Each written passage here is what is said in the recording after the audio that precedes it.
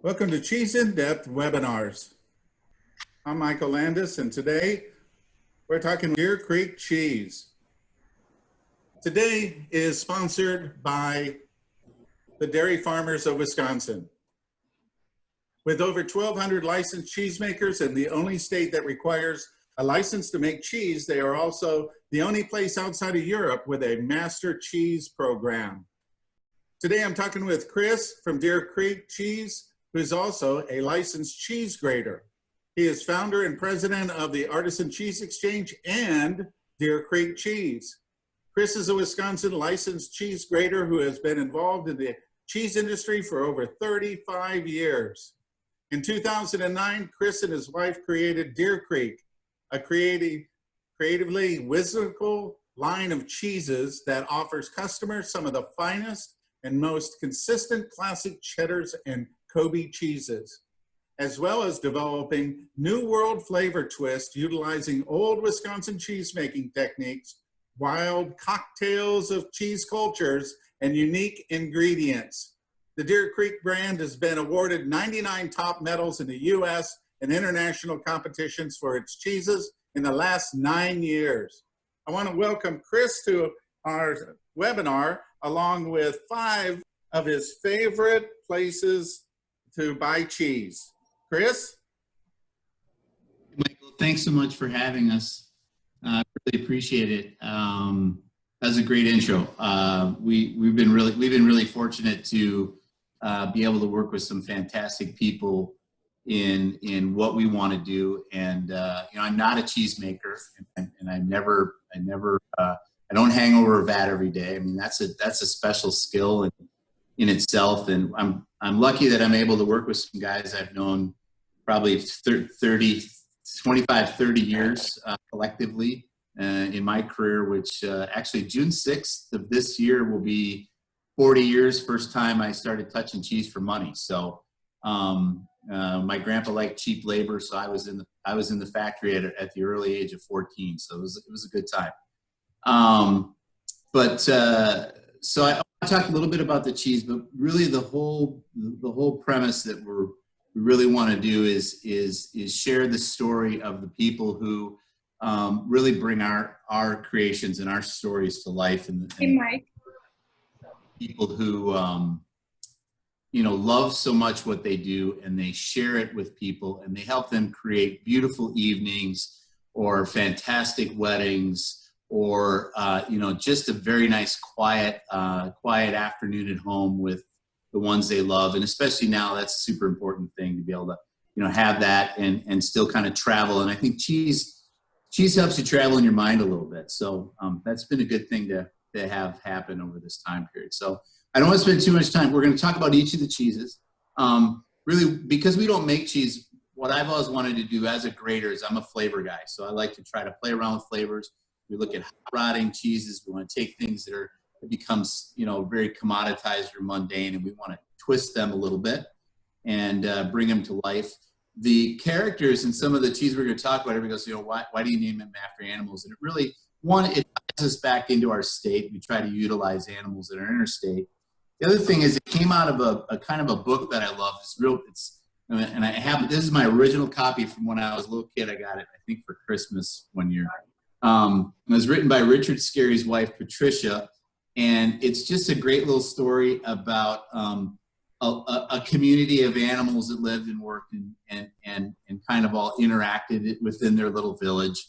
And I kind of think of Deer Creek as this right here, the little map that goes through, and everybody on this little journey, starting for our business with the farmers, to us, to the people who own the warehouses where we affinage and store the cheese, to our distributor partners and cheese shops, ultimately to the consumer. Everybody plays such a critical role in getting our word out and our story, and helping people discover new things that they may not have thought about before. So I'm gonna kind of move on and turn this over to Jenny Eastwood. So we're basically going to go from us. We're gonna jet out, even though we can't fly right now. We can, I guess. We're gonna fly out to La Jolla, California, and Jenny and Mike Eastwood. So sorry about that. I lost my video there for a second, but all is well, and welcome to everyone. First of all, I just want to thank Chris very, very much. Chris has been a huge, huge supporter of the cheese shops and getting us this cheese and sort of putting this whole webinar together. And it's been just an amazing opportunity. And we really, really thank you. As I'm sure everybody is aware of, cheesemakers, cheese shops, everybody in the industry is struggling right now. We're trying to find different ways of doing business. We're trying to figure out how to get the cheese out to the public. So it's a little bit of a bob and weave. We're all doing it a little bit differently right now. But the important thing is we're getting the cheese out there. So I just want to take a minute to thank Chris and to thank Michael Landis for this opportunity. What I do is I'm Jenny Eastwood. I'm from Smallgoods. We are based in San Diego, California, specifically La Jolla. The virtue of my business up until about this past February, is that I sold my cheeses around. Back in like last November, Mike and I the stars aligned and we found the cutest little shop and we decided to go for it. And we took a few months, did the build out. It's a little cafe. We decided to just go ahead and go for that. We put a great little cheese case in there. We still continue to do what we do, which is American small batch cheeses and cured meats. I only specialize in that. And then February rolled around and we opened our doors. And then the middle of February, our doors due to everyone hunkering down for the coronavirus. Then it became a decision on how we keep going. The area farmers markets totally shut down, so we had no way of getting the cheese out that way. So we turned everything to our little cafe. And I think the irony for Mike and I is where most businesses kind of became a little bit of a liability. For us, it was the way to keep going. It was the only way to keep going. And so we've sort of run with that concept. We are very different today than we were operating before. Before, you'd come into the shop and you'd get a great coffee, a great tea. We do great sandwiches, some lunch items. We have a great deli case, which is now pushed to the front window and to the open front door. And I will swing around, and if you all can see that, that's basically now, that's my cheese counter, that's my front door, couple tables there. That is how we're doing business. And you know, when I came out, Jenny, to do the Cheeselandia in San Diego, yes, the week before everything hit the fan, we'll say that word because we're like on TV. So, and you got a great space, and it just and everybody in there was having a good time, and you had some heckler local guys in there. They were a lot like the two guys, the old Muppet guys who sat up in the, maybe I'm dating myself, but sat up in the balcony and heckled. They were heckling Mike and I, so yeah. We get a lot of characters in the neighborhood, and everyone is super, super supportive, and we have been just so appreciative of our customer base. We will get back to people inside the shop, but for right now, everyone is hanging with us outside and playing by the rules, masks, and all that kind of stuff. So it has worked out for us for right now, and we'll just keep our fingers crossed that we can continue to move forward and do this thing. It's funny because, Chris, you saw us in that very small window when we were operating normally. We have been operating abnormally now much longer than we were operating normally. So I don't know how this space is going to morph into its next chapter. You know, we're just kind of continuing to hunker down right now. We will be welcoming guests back into our shop in due course.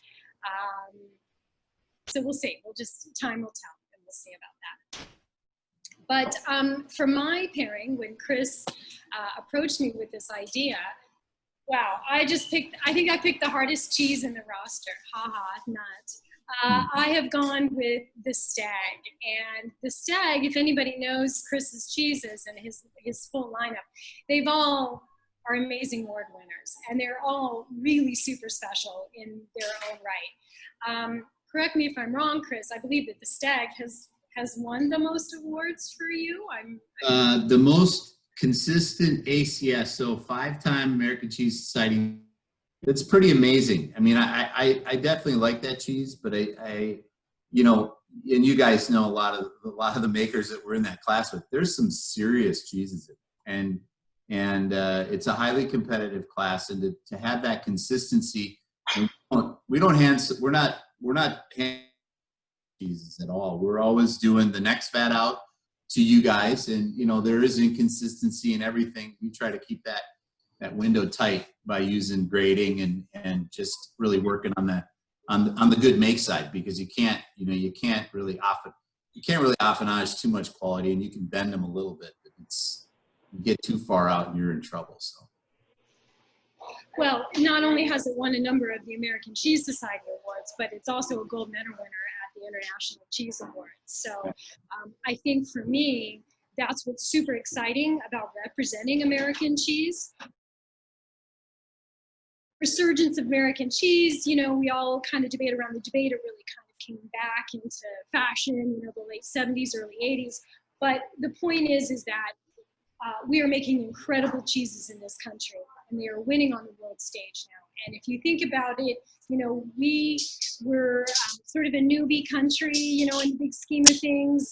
Our cheese making, while we have a long history of it, it's really, really coming into its own right now. I'm just super excited about it, and always super excited about Chris's cheese. So without further ado, I want to introduce some of the things that we've been working on with Chris's cheese, the Stag. Like I said, it's a most difficult cheese to pair anything to, not. I think pretty much everything goes with the Stag in some way, shape, or form. But I think what you have to do with the Stag is you have to get down into its real nuances. It's a very, very complex cheese. Yes, you've got the crystallization. Yes, you have that real deep flavor. But as it unfolds and as you drink it with a number of different things, different flavors and different things really reveal themselves. Being in San Diego, we have a number of microbreweries down here. So one of our first pairings absolutely had to be with one of our local breweries, and this is Second Chance. We paired it with a porter, their porter, which is a fantastic porter. Tabula rasa, I think is how they pronounce that. I'm a terrible pronouncer of things. Whole thing about, you know, even ordering cheese from different cheese, no matter where you live in the country, yeah, it's a little bit more expensive, but you get to taste some local color too, because there's some cool pairings that are going to see what they've got going on and what they might have as a daily plate or something unique that they're doing for that weekend or different things. I know Mike does some of that really well too. So I just wanted to comment on that. So sorry to yeah. No, absolutely. I think we're all going to have different nuances to some of the things that we're offering, and I think you're right. I think local stuff is great things to find, and you know, maybe you would take some little notes, and when you go to that place, you'll find that pairing and the Stag, and you put them together or whatever it is. So I think that that's really a huge part of traveling and the fun of traveling. The other thing that we do here at Smallgoods is we don't just deal with American small batch cheeses, but we also deal with American small batch meats too, cured meats. My husband, Michael, has really, really embraced that end of things. Participants, we included, I don't know how well you can see this, but we included some cured meats with our pairing today. This is a fantastic cured meat called sobrasata. And this is a Mangalista pork, which is a heritage breed pork, salami. And they're both exquisite and amazing in their own right. Both made by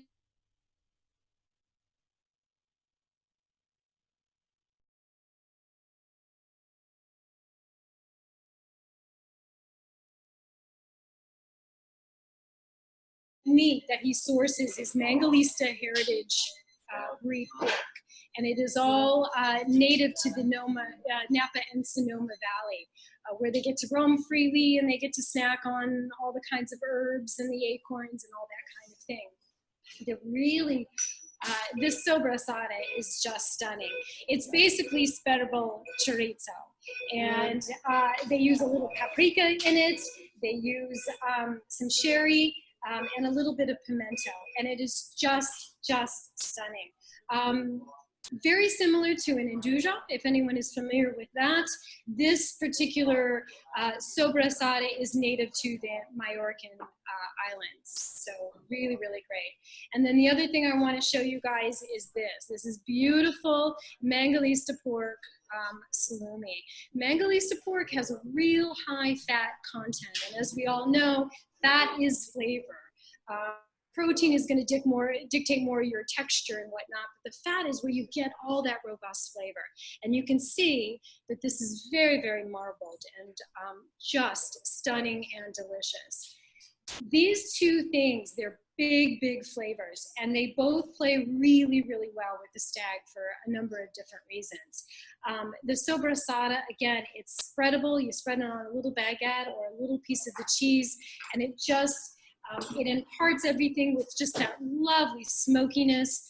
The pimento gives a nice little zip, and the paprika to the cheese, and it's a wonderful pairing. The Mangalista salumi is a very different taste. You really taste a good deal of that sort of smooth, sort of velvety fat flavor in your mouth. It really kind of coats your mouth. And then the Stag kind of comes in and gives you sort of that nutty, acidic, crystalline zip that sort of cuts through all that fat. It is a fantastic pairing. And we love Tony very much around these parts. Can't wait for him to get his new place up and running there in Nebraska, and see what other kinds of delicacies he cooks up. I can think that would go really well with the Stag, because you get enough of that butterscotch and caramel undertones to the cheese to bust that fat up a little bit too, and then I'm sure the Pinot really complements the nuttiness on it. So it's got to be a pretty dynamic roller coaster of flavors when you're trying. It's a very dynamic roller coaster. Yeah. And that's what we really loved about it. Some really unexpected flavors, some really unexpected tastes. Yes, the most classic, as I was saying, is with the Pinot Noir. Again, the porter adds a really nice touch, as will I say, tequila. So, I originally thought, an añejo or something that was big and, way more aged. What we actually found is it goes a lot better with reposado. A younger tequila, again, to kind of cut through some of the bigness of the flavor in the Stag, the crystalline, the milkiness of that. The reposado really worked. So unfortunately, we weren't able to put all those drinks in with our customers' pairings, but they did get the sobrasada, they did get the Mangalista pork, and I hope they'll seek out these other things and try them out for themselves. We're gonna move to Ken. We're gonna zip from La Jolla to it's a few hour drive or flight, so we'll do it in a microsecond. It's a pleasure to join everyone, and thank you, Chris, for pulling this together, and Mike. And it's great to meet other cheese shops throughout the country. So it's a pleasure to meet the 4 other shops that are participating. It's been an amazing couple of months. I'm very fortunate to have a shop in Madison, Wisconsin. We overlook the Capitol Square. So we're kind of in the epicenter of Wisconsin cheesemaking. As everyone knows, Wisconsin's cheesemaking goes back 175 years. So I am very blessed to be part of this cheese community that really helps support local businesses like Fromagination. Chris, thank you for your support. When I first met you, I was overwhelmed by your palate. You've taught me so much. Chris has been in our shop several times over the years, doing tastings. And every time he leaves our shop, I'm just like, wow, I really understand another layer of flavors. And that's why Deer Creek cheeses are so amazing, because the passion that goes into creating these cheeses is world class. And that's what really Wisconsin represents.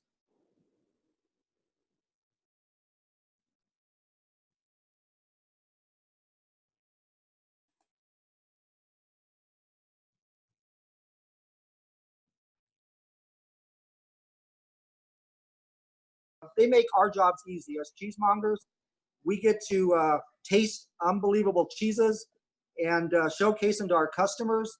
And it's just a great community to be part of. And I have so much gratitude for what's gone on the last couple of months. because our community has really rallied around Fromagination and other local businesses in the downtown area. And our cheese community has reached out to me several times and continues to ask, what can we do to support you? So my team is very grateful. I'd also like a big shout out to all the essential workers out there. We've been open throughout this whole pandemic. Very safe, obviously. Our store's been closed. We are going to great measures to make sure that when we do open, that safety is of utmost importance. So we totally use this opportunity to clean top to bottom. As a small business, we opened in 2007 in the height of the recession. So you fast forward 13 years in the height of the pandemic, as small businesses, we find a way to pivot. And I think you're going to hear that. Jennifer, you did a great job explaining, and it was interesting to see how you pivoted. I'm anxious to hear how the other cheese stores have pivoted, because I always learn from everyone. One thing we did as it was really unfolding here in Wisconsin is we put together a social distancing kit. So I called our cheesemakers. I let them know that we were going to buy a variety of cheeses, and it was going to be a cheesemongers kit. And we also worked with a lot of local fruit producers here in Wisconsin, such as Pardus Crackers and Quince Apple, and we made them part of our social distancing kit. We sold around 2,000 of these kits in the matter of 2 months, so that helped to keep us afloat. And just last week, we were blessed to have a cheddar. We're going to talk about that 17 shortly, but we also just released the Hooks 20-year cheddar, and that was another boost for our, because that cheese retailed at $209 a pound, and we sold out in no time. So that just shows you the passion that goes into making Wisconsin cheeses. And I was so excited when Chris decided to open up Deer Creek, because it just really complements what's going on in our state. What he has brought to the table and what our customers continue to rave about his collection of cheeses is, once you taste the flavors, it has that depth of flavor. As it sits in your mouth, the flavors build, and it's not that the finish is so soft and balanced that sometimes you don't see that in cheeses. So I commend you and your team, Chris, for all the wonderful collection of cheeses that you put together. So one thing I'd like to do, because you probably all are waiting to taste the next cheese, which is the VAT 17. So one thing I like to do, first of all, I like to look at the cheese. In this case, this happens to be a cow's milk. So you can see it's yellow. If you haven't taken it out of your refrigerator, we recommend taking it out of your refrigerator at least an hour before eating, so it comes to that full flavor. And then if it's cold, rub it in your hands. And then smell it. You know, what do you smell? I'd love to hear some comments of what you smell, because as you know, every palate and taste is different. So there's no right and wrong here. It's just, if you're enjoying cheese, that's what we're excited about. So smell this cheese. And then let it sit in your mouth. And Chris, I'd love to hear from you what you pair this cheese with, and I'll tell you what I'm enjoying this cheese with today. I like to, man, VAT 17 can go anywhere. To me, it's my favorite cheese to have on a cheese board when we do have people over, depending on whoever it is. I always make sure I have it because it goes with a variety of stuff. I personally like it with really heavy, vanilla-y, oaky shards, but I think it goes great with Pinots. I like it. I'm a big David fan, so I like Orange Swift wines. I mean, I know it's a different world, but now he even has access to more grapes. I like those big jammy pneumatic reds with it a lot because I can carry that. I also like bourbon with it. I'm a big fan of J. Henry. We do some other stuff, as you know, with J. Henry bourbon, Wisconsin red corn bourbon, and I think it's something. I actually talked to a guy. He has a library with the doors that close. You know, like something like I have a Batman movie. I have a special piece of marble for my VAT 17, and I go in there and I close the doors and tell my wife not to bug me. And he sits in there and he sips it with Winkle, and he says, and he goes, I pretend to read a book, but I'm just eating cheese and drinking.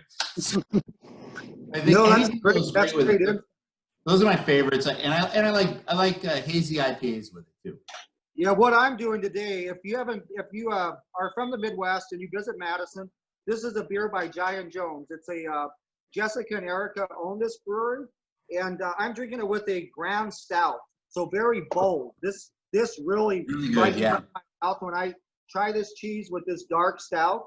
It really brings another depth of flavor to the cheese. So I think it's a nice compliment. The other thing I'm enjoying with it today is a lot of cheese stores probably carry Quince and Apple. Quince and Apple is actually based in Madison. And the interesting story, I've had my shop for 13 years, and I've really gotten to know a lot of the local food producers, obviously, being a small shop. But Quince and Apple, Matt, who owns Quince and Apple, he used to work for Potter's Crackers. So Matt every week would deliver crackers to us, and he always would tell me, one of these days I'm going to open my own business. I'm going to start a preserve company because I'm very passionate about preserve. And a few years later, he opened Quince and Apple, and they make an exclusive cranberry relish for us. That is amazing because, as you know, Wisconsin is known for cheese, obviously. We're known for beer, and we're also known for VAT 17 because I can bring Stag in, which has more of that cherry note, and the VAT 17's got enough of the acid level to it and enough of the complexity to handle that. The cran, I can believe that preserves amazing. How does the, I haven't tried it, Chris, but how does the VAT 17 melt? Because I'm thinking I would love to pair the stout with some potatoes and onions and melt the VAT 17 over that. Have you ever done anything like that? You can do that. I can tell you if you try to slice it and melt it, it's a good.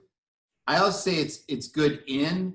It's better than it is on. So somehow when it melts, because we're really pushing that cheese with the culture set that's in it and the affinage that we're doing on the cheese, that you end up getting a lot of pockiness on the melt when you're trying to like melt it on like let's say it's just an open face toasted cheese sandwich. You'll get that build around the terrazine crystals because the moisture is really concentrated out of it.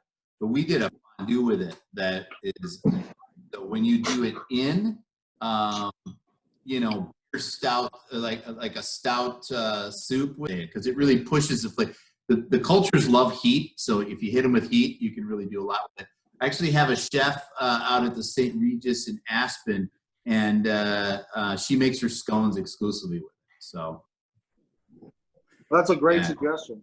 The other thing I want to do is one thing that I noticed being in Wisconsin for over 23 years and having the opportunity to visit all these cheesemakers, I equate two things to Wisconsin. It's passion and pastures. So I want to give a big shout out to all of our farmers out there because we're all in some tough times right now. And Wisconsin's farmers are the hardworking lifeblood of where the cheese making starts. It's how we take care of our pastures. It's how we take care of our cows. So a big shout out. I know, Chris, you work with Landis. Yeah, we do on some. So big shout we do out on some, and then some we do with Carrie. And on the farmer side, we actually we don't float with the market. We basically pay them $18.50 a hundredweight year round, so they get a flat price from us. So when the market was down at $1 and basically $10 a hundredweight milk, you can't live on that. So we try to support those farmers in with that, and we try to also we support Clean Wisconsin, which helps. We work at their water efforts to kind of reinforce the pastures, because without great water, we can't make great cheese. So. So a big shout out to the farmers and the cheesemakers because, like I said, they make our life easy in our cheese shops. So what I wanted to do quickly is just kind of show you what we're doing in our shop. What we decided to do, as I mentioned, we decided to take the opportunity to do a gut cleaning. So everything was removed from our store. We cleaned it from top to bottom. We had sanitizing companies come in and sanitize everything. We are a very small shop. So I'm going to try to turn it around and just kind of walk you through some of the things that we've done. We had to have some fun. There's so much going on that you have to, as a small business, safety is our top priority, but also the experience has to be different than a grocery store. So, I've been shopping a lot of the local co-ops in town. And one thing we want to do is we want to make sure when we let people come back in our store that it's all about safety and the experience, because we want them to forget about what's going on. We've taken care of all the details so they can come in our store and feel safe. Some of the other things, so here's the cheese. We have 3 cheese cases. Cheeses. We do work with other small producers throughout the United States. but because we're in the epicenter here, we want to first we want to represent Wisconsin and then complement other cheesemakers that Wisconsin does not produce. So here's when a customer comes in, we'll give them a mask. We also are selling masks. If they want to wear gloves, we have all size gloves. We have sanitizer.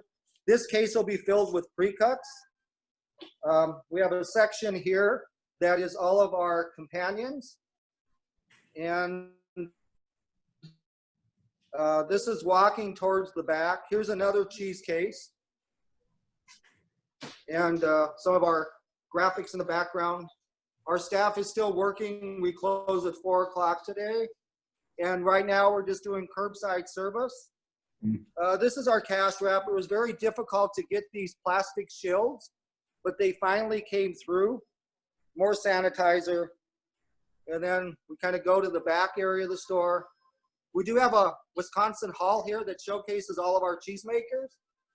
Chris, we need a Deer Creek sign from you. Yeah, we don't have one yet. We'll take care of that. So that's our back hall. Well, it's changed. It's changed a lot, but not too much. I just keep thinking with the bowling alley with the stripe in the middle, you can put some 5-pound loaves on the end of it. We get a queso de bola ball from Sid, and we could maybe do some bowling in there. That's a good idea. No, we have to keep it light. We have to keep it fun, but we want safety to be our top priority. So, Wisconsin actually opened a couple of weeks ago. Dane County and Madison has been very cautious. Some businesses are opening. So we're going to test and see how it goes next week with 5 people. And if it doesn't work, we'll pivot again, because that's what we do as small businesses, is we pivot. So I don't want to take up any more time, because there's 3 other cheese stores that want to continue to taste, and I know everyone at home.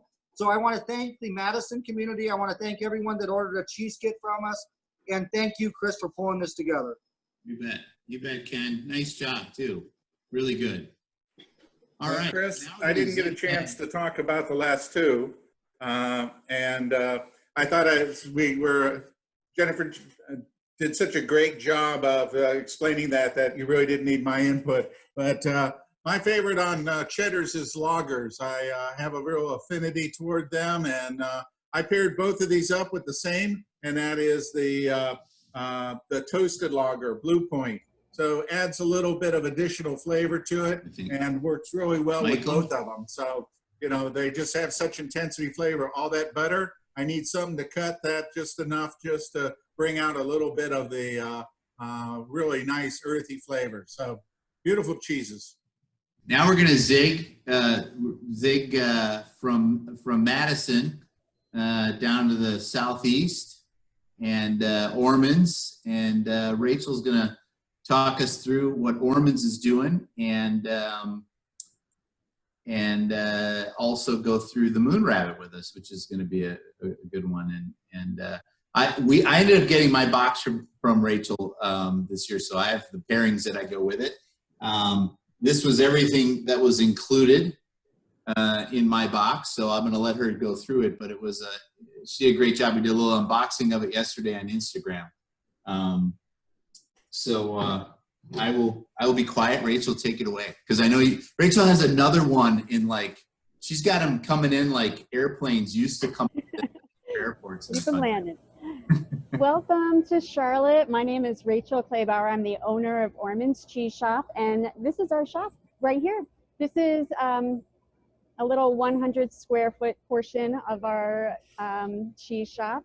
We started here about 8 years ago in the 7th Street Public Market. We're part of a food hall with about 13 other small businesses. Luckily, I have a wine shop directly across from me, so we can do lots of fun pairings. Around the corner, which you can't see, I do have a little cheese bar. There's nothing to show right now because we have nobody sitting at the counter having any cheese plates, drinking wine, joining us for raclette night anymore. The market has been closed since March 16th, and since that time, we have kind of evolved and started doing curbside service. We do a lot of virtual pairings. As I mentioned, we have a wine shop right across the way from us. So we're doing virtual cheese pairings every Wednesday evening. This evening, I have a virtual tour of Boxcar Handmade, which is a cheese producer in Cedar Grove, North Carolina. So we really focus on cheeses in the Southeast. There's lots of great cheesemakers here in North Carolina, but all over the South. We love cheeses from all over. We love Deer Creek cheeses. Thank you for including us in this tasting that we're doing this evening.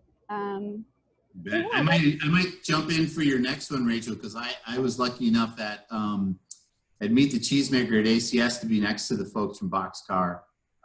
They're making some really good stuff. I was like, almost got cheesed out because we were just swapping back and forth.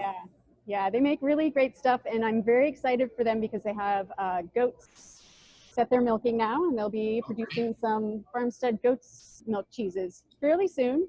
But anyway, back to Deer Creek cheese, because what do we have today? So we were given the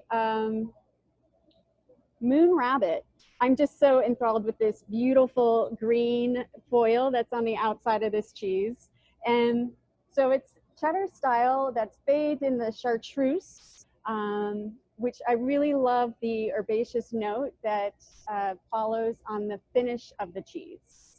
So we did a little tasting on Wednesday evening with the wine shop, and we just happened to taste that cheese with this Chianti.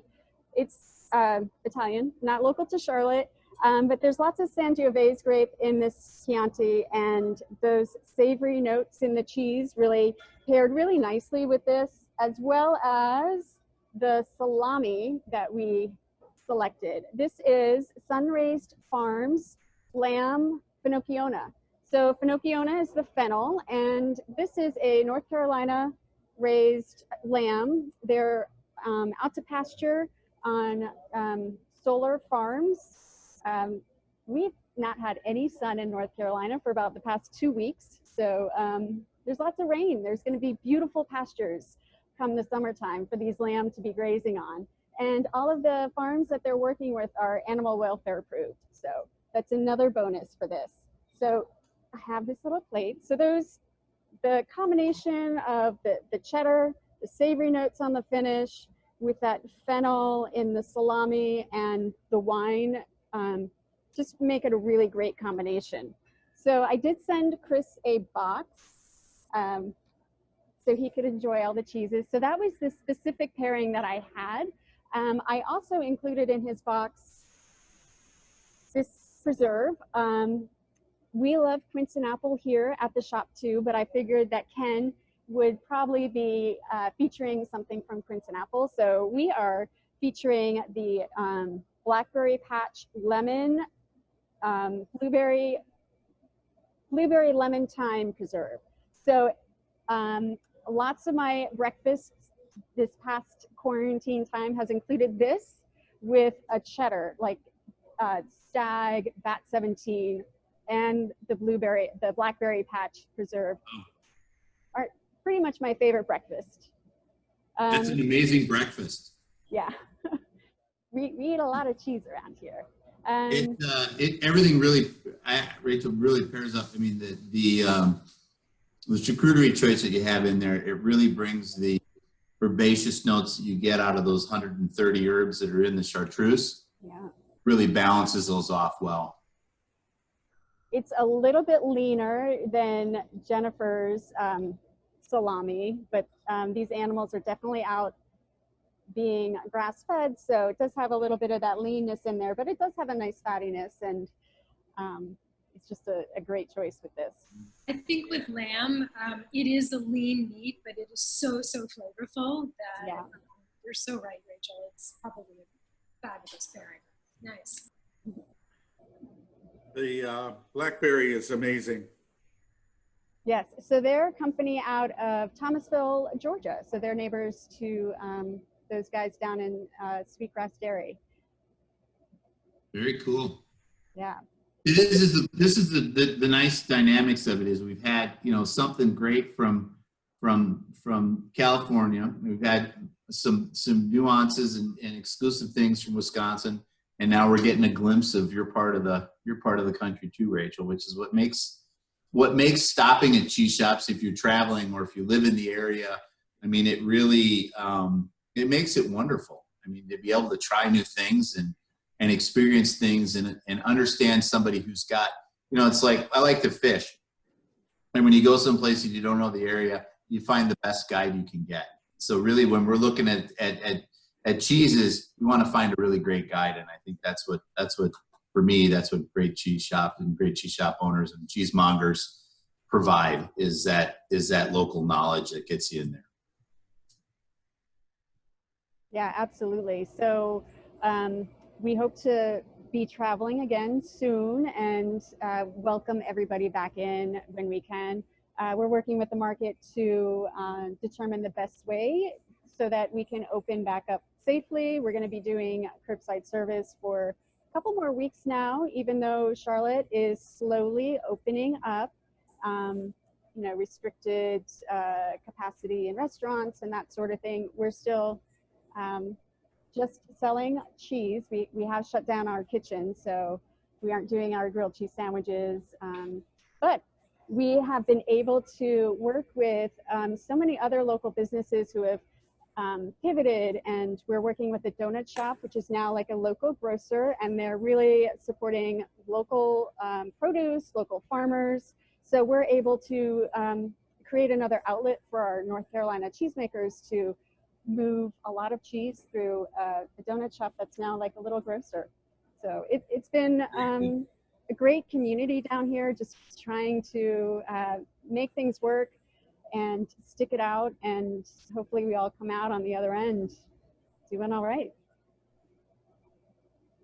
Thanks so much. Best of luck. I mean, I know you're in it's a tough situation because it's not your choice if you want to be open or shut. It's the market's choice. So I know a couple other people that are in that, in Milwaukee in particular. There's one guy, you know, he's that's his biggest place. I mean, he has 2 shops, but he's chomping at the bit to get that one going again.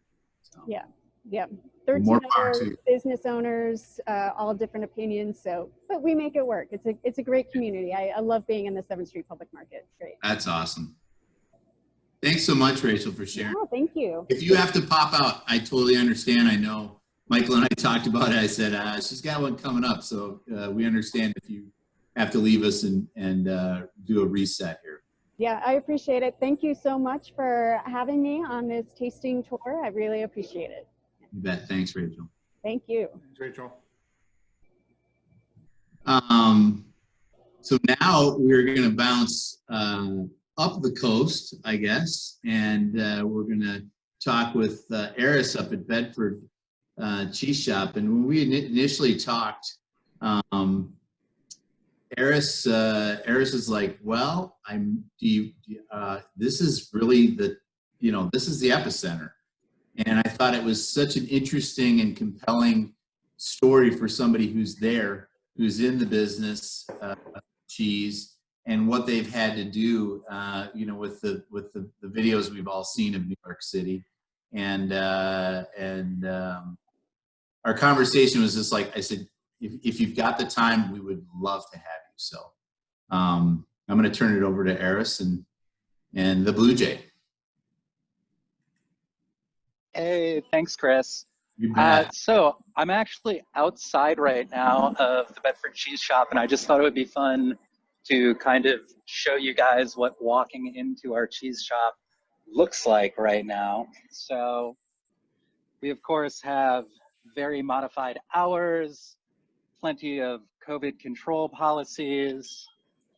Come in and we have our please wait here, order name ready, only serving grilled cheese right now. Have some of our employees here. So we've set up like really nice displays for when people just walk in. A lot of us are filling orders right now.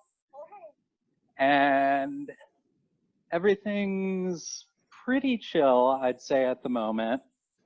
But I can't really say that things are going quite as usual. The entire place, what used to be like a hive of activity, now things just seem like really slowed down half the time. I mean, we've already cleaned up for the day. Hey, how's it going? Cleaning the sisa? Nice. But our cases are full. They look good. Can I help you out? Nah, that's all right. We're going. Our cheese case is still looking pretty good as well. I think we're okay. But anyways, I mean, I'm gonna be honest here. Just as Chris had said earlier, the reality of this situation, aside from our little like fun jokes here, is we're actually now in a very barren shop with not a lot of stock. And as you could have guessed, only 2 employees. And with that, it kind of gets in the way. Moved them around really well. I thought there was like 8 people in there. Oh, I know, right? It just blows the mind, doesn't it? Well, all of those supposed people are actually just my ride or die employees who have been hanging in there with us through all thick and thin. And let me tell you, there has been a lot of thick and a lot of thin. We've completely moved down to only doing orders for delivery from mercado.com and also pick up from mercado.com. We've barricaded the front door. A few times we've tried figuring out ways to basically let people in the shop, but there's really not any good way to have people come in when frequently it's just 1 person or 2 people in the shop, and the amount of cleaning that you need to do, it's really difficult to keep up with. The streets as well have been pretty barren, so there's not really a lot of foot traffic, unfortunately. A lot of people have kind of moved out, and there's just not a lot of action happening because the few people who are still here, for the most part, have been sheltering in place. At the same time, we've had a lot of problems with staffing, even with my 2 remaining staff members. Both of them, and myself included, have had problems with people, you know, family problems crop up that we've needed to take a day or 2. And it's just kind of a brutal reality right now because I come in every day not really knowing if I'm going to be the only one here or if we're going to have other employees or not. I have to say, Sorry about that. so I'm sort of a quasi-native New Yorker. I lived in New York for a really long time, which is where I learned my cheese skills. And I have to say that I think anybody who's lived in New York or been to New York, our hearts are totally with you because we're all having huge challenges on our own terms here and in our own turfs. But there is really nothing like being, you know, right there in kind of a big epicenter of all this crazy stuff happening and being on the front line. So big kudos to all of us, but really to you, Eris. Well done.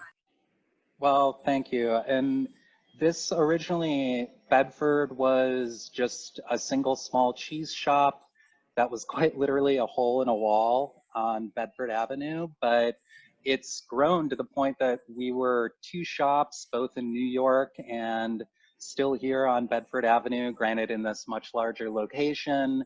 We'd been doing wine service and all number of things, started a local brewery program, but a lot of those things have kind of fallen to the wayside. Our second location is currently in a state of indefinite closure until we can kind of figure out staffing to open it back up, but also just because Manhattan, well, Brooklyn is pretty closed up. Manhattan is much more barren. So it's been interesting to say the least, but one way or the other, we're keeping the dream alive here, so to speak. And there's a lot of cheese in New York City through distributors that still needs to be sold and put out there so that we can help this entire food ecosphere. And it's those kind of food circles I've already started realizing are being interrupted. I'd been speaking to Chris about this, except lots of ingredients, lots of products which I had been previously ordering, we just can't get anymore. And it's because there's been an interruption from COVID so badly into this system that entire lines of products are just not there anymore. And it's been pretty difficult, pretty sad. I know we've experienced all number of things, from shortages of bread, shortages of flour, shortages of pretty much you name it. Every week has brought a different insane shortage here in New York City. My favorite was the complaints of a shortage of caviar. But hey, you know, I heard about that one. Yeah, there definitely was a caviar shortage. But that said, that was a bit about Bedford. Quick bit about myself. I was a former champion of the Cheesemonger Invitational in 2018. And one of the things that I'm really known for that I did that particular year was pairings that involve candy in some way. I'm particularly just drawn to kind of off the wall or not really immediately thought out strong flavors that end up meshing really well together, and have found usually a little bit of sweetness really helps that go along. That's why when Chris was talking to me about this, I immediately wanted to jump on the cheese, the Blue Jay, which I have kind of set out right here already. And I have a very nice, beautifully sloppy kind of fall aparty bit, which I really liked doing with a cheese like the Blue Jay, because this is, as Chris likes to say, a quintuple blue. So it's very nice and creamy, but if you get it cold at first, you can kind of crumble it up still quite nicely.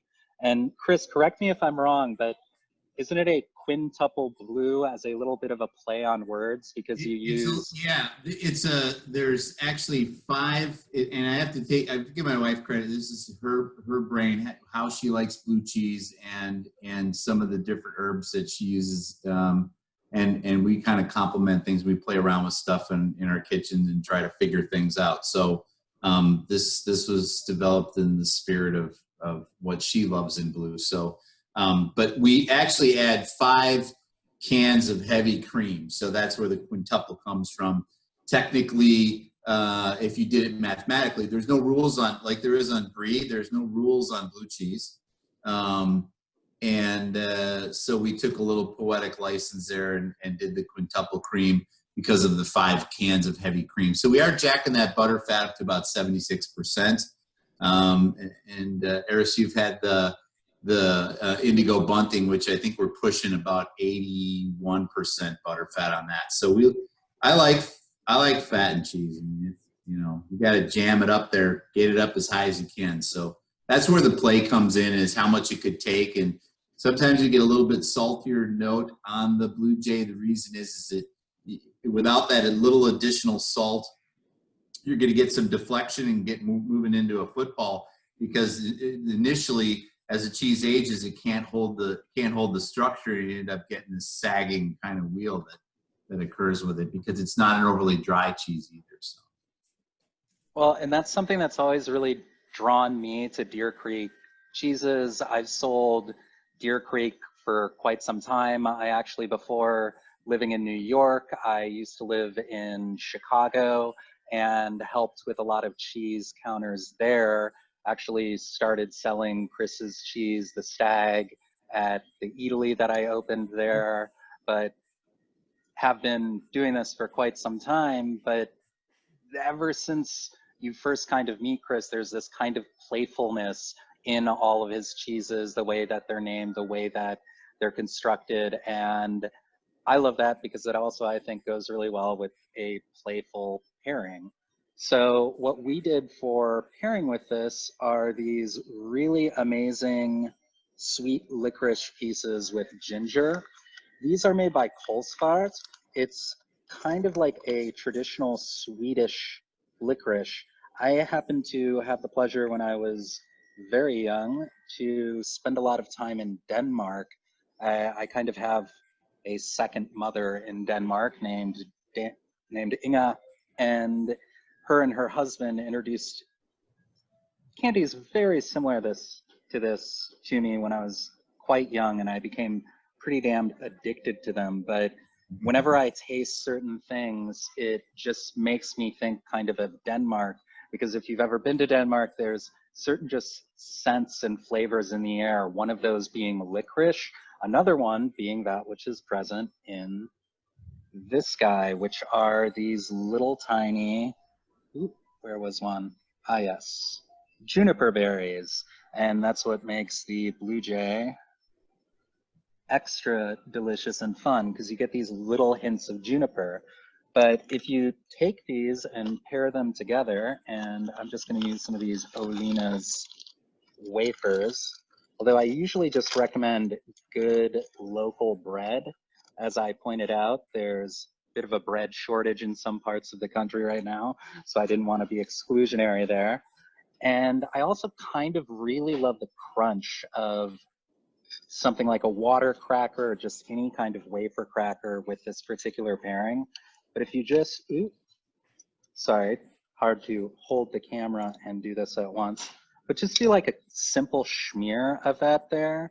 And these are quite soft enough, you can actually just place that right there in the middle. And the wafer gives a really nice crunch to it. And the cheese itself is very creamy and soft, but then you're going to get the hint of the licorice and the kind of heat from the ginger itself, which all play really, really nicely together. Also did, for the sake of funsies, a beverage pairing with this, which I was unable, unfortunately, to include due to certain issues with Mercado in our local customers that we sent these to. But this particular pairing is Deer Snacks, a Vermont favorite from Shaftesbury. So what's great about this particular hard apple cider, it is extremely dry, but if you're going to have something that already has a ton of fat in it in the form of this blue, and then you have something that goes quite sweet with it in the form of this sweet licorice, having something which is nice, dry, crisp, and even slightly acidic is going to really help the end pairing at the same time. So just to kind of speak about this, when I personally think of doing any kind of pairings, think about it in the balancing, first and foremost, of three main components, those being sweet, savory, acid. You can also say savory and salt, or you can separate the two, but frankly, I just usually try to think of them as one in the same group, because you can come up with a lot more fun pairings if you do it that way. In the end, you end up with a few other factors though, which is mouthfeel and what I would call the third flavor. So a really good pairing, it's not just about the taste, which sits on your taste buds, but the way that it enters your mouth and interacts with your mouth, this being mouthfeel itself. I actually used to teach a class called, usually right around Valentine's Day, called Mouthfeel, Everything Changes When Something Comes in Your Mouth. And it's really great class that talked about all of the different ways that something that's, say, crunchy, or something that's, say, chewy, or something that's nice and smooth going down the back of your throat is going to be a totally different end experience in flavor itself. Because something that's, say, crispy and sweet, or chewy and savory, or say, I don't know, sweet, are totally different than what these three things are, and you'd end up with a completely different end experience. So those are just a little bit of what trying to think when putting together pairings. I know probably the rest of the folks here also have their own ways to think of pairings, but that's a really fun kind of scientific approach to the artistry of cheese and food pairing. I'm just blathering on. You got to stop me. It really took the dimension. I mean, we call the Blue Jay a Deer Creek's Dimensions cheese because it kind of moves you through, you know, different essences as you get to it. You just like slapped a turbocharger on that with that pairing because it's going up and down, and wow, that was really unique.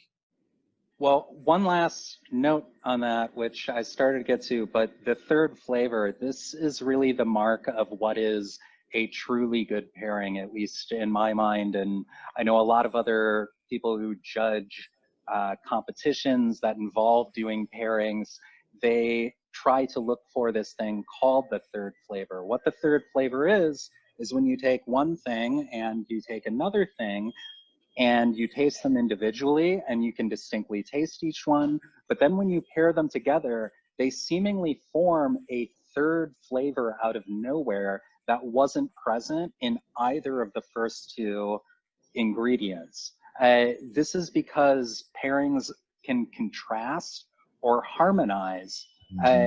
Having a harmony is basically what makes that extra note kind of come up in your mind when you're listening to music. It can also, though, contrast, and when it contrasts, it can bring the thing which is contrasting further to the forefront. One way or the other, if you're doing that successfully, it's really the mark of a high-quality cheese pairing. I agree with the cider. I did the same thing. Oh, yeah?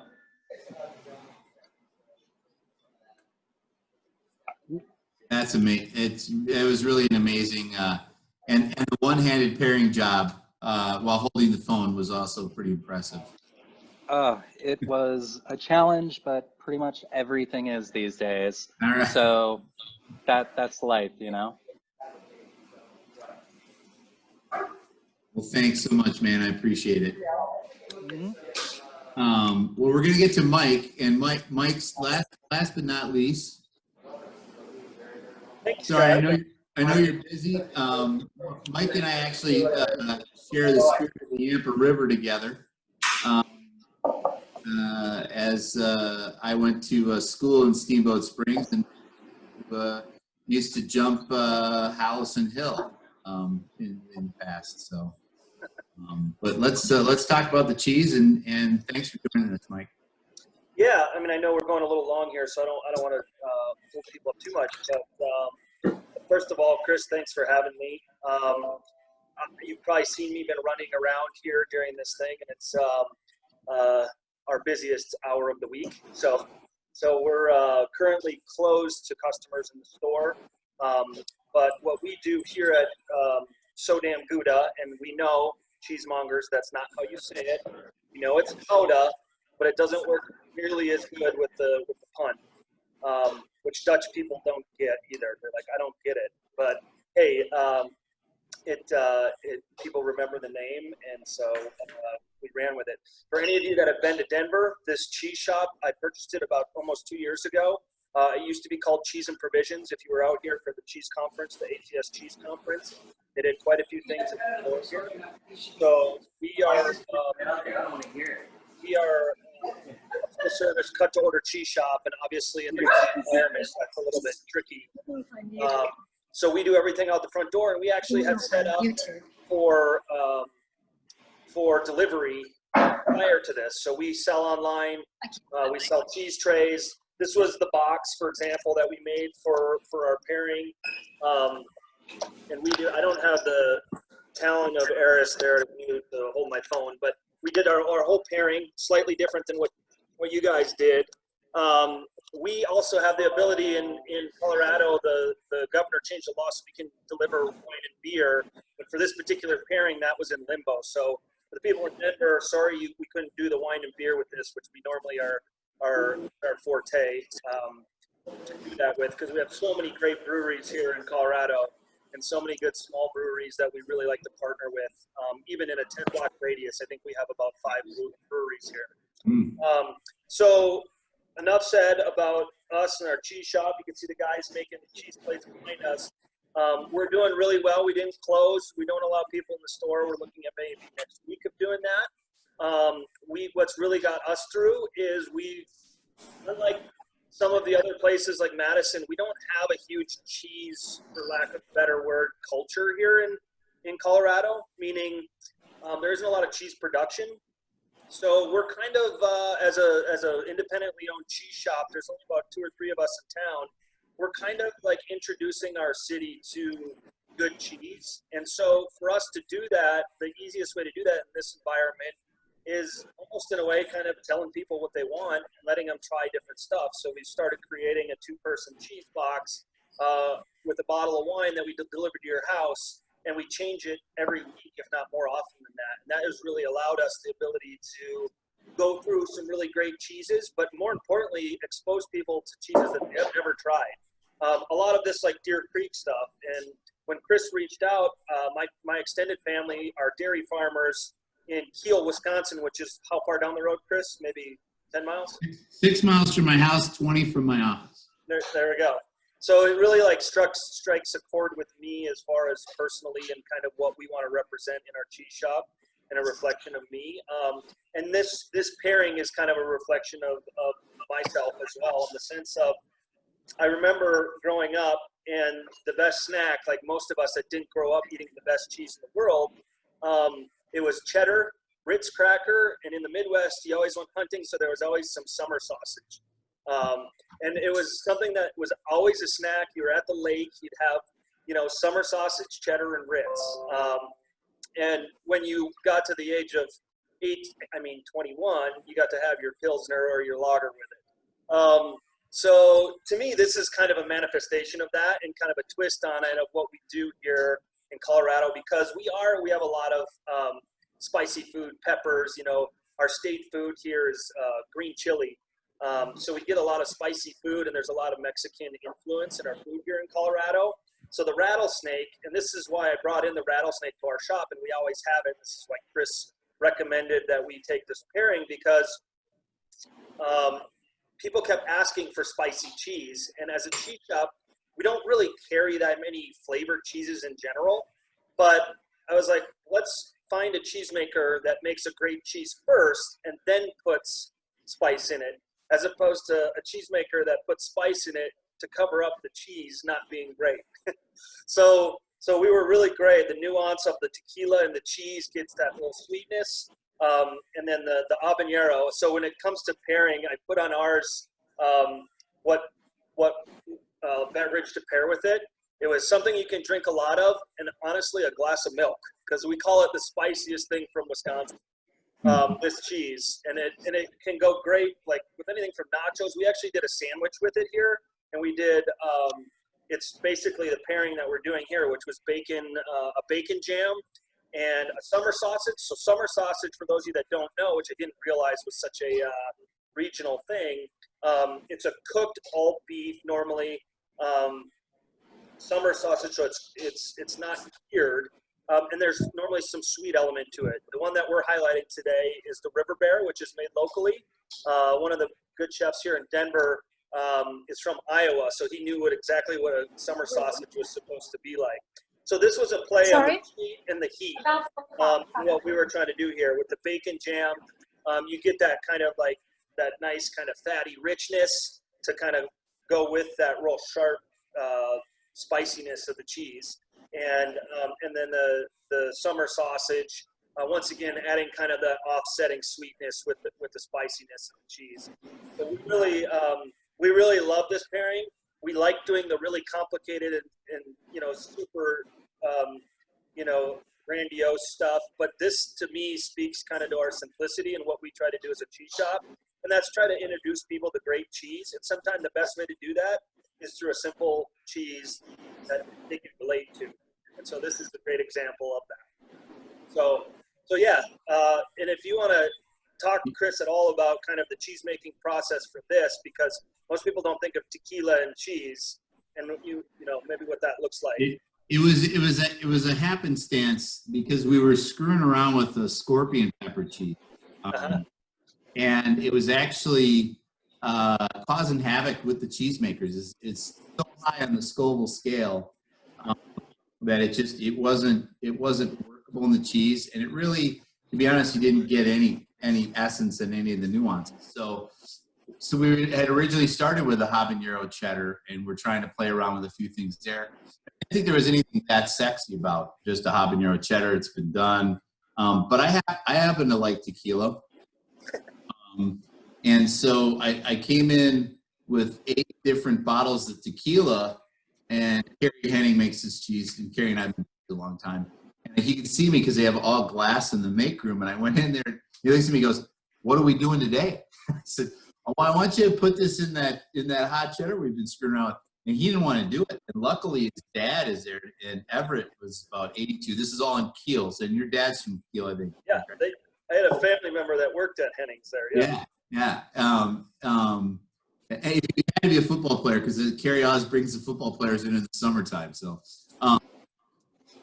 so Everett's like, "Oh, Carrie, tequila's wonderful. I'll be right back." And he runs to his house and he gets 4 bottles of tequila from his last trip to Mexico, and he gets a bunch of plastic cups from the cheese shop.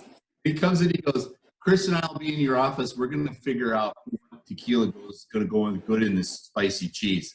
This is like 8:30 in the morning. So I had to go back to work. So I had a couple with him, and I think we found the one. And he's a wonderful guy. So it was, and we started making it, and it's been a trick because it's really been tough, especially last year with the peppers, because they kept them on when they had so much wildfire out in California. They couldn't harvest, and they had to keep them on there. And the only reason we knew that they were on so late, I talked to a pepper guy one time about it. He told me why they intensify. They climb the Scoville scale a little higher when they're on the bush longer. They get a much deeper, darker red. We like them when they're more orange, yellowy red. But you could get a little of that smoke taint on them. Kind of cool because it was, in a way, it was almost like making it with a mezcal. So it was tequila kind of released in different essences, but the temperature was really, really hot on it. It was tough to balance it back off, and now we're back into some better peppers. But it's been a fun cheese because it's got a lot of dimension. And Yeah, and I meant to bring. I have a friend of mine that does a Mexican brewery, so he does all different styles, and he has a mezcal barrel-aged lager, which would go absolutely perfect with this and bring out more of the tequila. So we do pairings like that all the time. Just, it's tough to match the heat because it's so overpowering. You have to do it last, obviously, but so fun to pair with because you just don't think of spicy as a big part of normal pairing element. that's cool. I would love to try that beer. That's something you could drink a lot. You said you have to drink a lot of with this cheese. Yes. All about it. Michael will be right there. Yeah. Absolutely. Yeah, and thank you guys for including us in this, and I appreciate it. Sorry for the running around here, and I'm just glad that we're busy enough to have to run around. Well, I think, when Michael and I talked about this, we know it's a lot out of your guys' day too. I mean, it's especially as you move to the West Coast from the East Coast. I mean, Eris they're finishing their day there, and moving on, and Jenny's kind of just probably getting into some of the meat of the afternoon. So We're I think you're paused, Jenny, or you're muted. okay. There we are. Can you hear me? Okay. Yeah, you bet. So we're getting ready to go into lunchtime right now, and Mike has got a special sandwich on the menu. He's doing a beautiful shaved ham featuring the Stag on it, on a beautiful multi-grain bread with all the accompaniments and some great mustard and all kinds of great stuff. That's him in the back. And Hey, Mike. come over there because they can only see you behind it. There he is. Mike, how are you? Good. There's the other brains behind the madness here. He is responsible for our sandwiches and our cured meats. And today and all weekend long, we're featuring a sandwich that's going to feature the Stag. So we're getting ready to go into lunch. And again, just thank you to everyone. And I think we just all have to keep on going, keeping on, you know, and any way we can, and just keep slinging that cheese and getting it out there to customers. People really want it, and they will find us. So, And Michael, I'd like to thank you for giving us the opportunity to do this. I know it's something really different from some of your other things, but I know that, you know, a lot of you are CCPs, as Michael's, you know, been very instrumental in those education programs and helping people, you know, understand those things. And so we applaud you for continuing to train and educate and show people, you know, the wonderful cheese shops around the country and really the profession that you guys are all in, you know, with cheese and telling the story across the counter and selling off the knife. It's amazing. Well, usually I'm the one who does all the talking. Yeah, I get in and I do all the pairings, and it was so nice to be able to sit back and listen to everybody. You guys are amazing. I love this. This was so I agree. fantastic. I agree. That's an amazing group of people. You know, and I had pairings for everything, but I just kept listening through that. But I do want to say something about the last cheese here, is that a milk stout does help a little bit. That's a good idea. I like that one. Yeah, so something with milk in it, right? Exactly, a little lactose in there. Hey, Well, guys, I know everybody's got to move on with their day. I can let you finish up, Michael, but I just wanted to say thanks so much again for your time and all the effort you put into it, and you know, championing the cheeses that, you know, that we sent you guys, and you did a fantastic job pairing them. I just can't say enough. Yeah, thank you guys. I really appreciate it, and I have to tell you that you guys were totally amazing with your pairings, and it's so nice and refreshing to see that. I'm sure that all your customers are just grooving on the ability to be able to get the right pairing and the right cheeses, and that is just amazing. So I wish you the best in these times, and I hope that we meet again in better circumstances and maybe can do this live together one day. I think that'd be great. I think that's definitely next real ACS. It's probably, if we're all there, we should all try to get together and have a beer and talk pairings. love it. I'm there. Sounds good. And if anyone in the Midwest didn't purchase the kit and still wants to, you can go online and we will ship it next week. And as an added bonus, if you enter CV 20, you'll get 10% off the purchase. So thank you, Mike, for including us in this. And keep on doing what you're doing. Tell your family hello. And we love, our staff always comments on the creativity of your graphic design. So you obviously are having fun with your design. So thanks for bringing some fun to our lives as well. My pleasure. Everybody take care. And again, I thank you all so much for coming out and playing and taking the time tonight. So we will see you in the very near future. Super. Thank you. Thanks, you guys. Thank you. Bye, guys. Thank you. The Cheese in Depth has been sponsored by the Dairy Farmers of Wisconsin. We want to thank them for their help and support in making this happen.